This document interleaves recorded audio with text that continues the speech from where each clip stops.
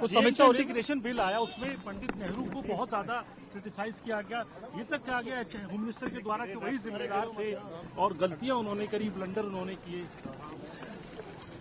किन्होंने? पंडित नेहरू को। पंडित नेहरू ने मतलब अपनी लाइफ दे दी,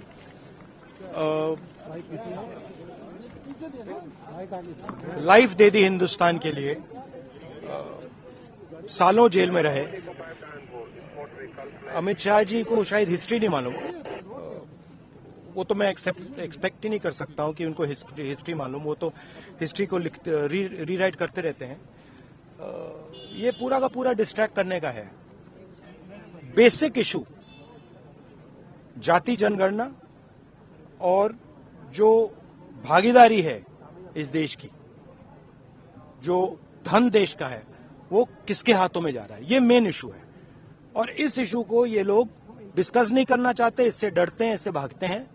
मगर ये इशू को हम आगे ले जाएंगे और जो गरीब लोगों का हक है वो हम उनको दिलवाएंगे।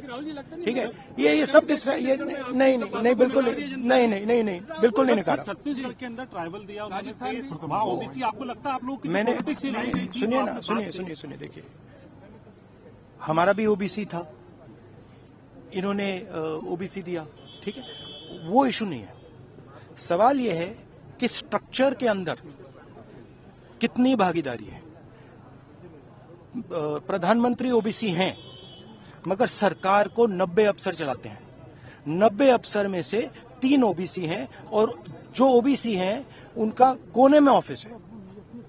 तो मेरा पॉइंट है कि सरकार का सिस्टम, हमारा इंस्टीट्यूशनल सिस्टम जो है पूरा का पूरा, उसमें ओबीसी की कितनी भागीदारी है, दलितों की कितनी भागीदारी है, आदिवासियों की कितनी भागीदारी है, ये हिंदुस्तान के सामने मेन सवाल है। और ये मुझे बोलने दीजिए, आपसे सवाल पूछा तो बोलने दीजिए। हाँ, ये मेन इशू है। और 24 घंटा ये डिस्ट्रैक्ट करने के लिए कभी जवाहरलाल नेहरू के बारे में बोलेंगे, कभी किसी और के बारे में बोलेंगे। बात भागीदारी की है। Thank you.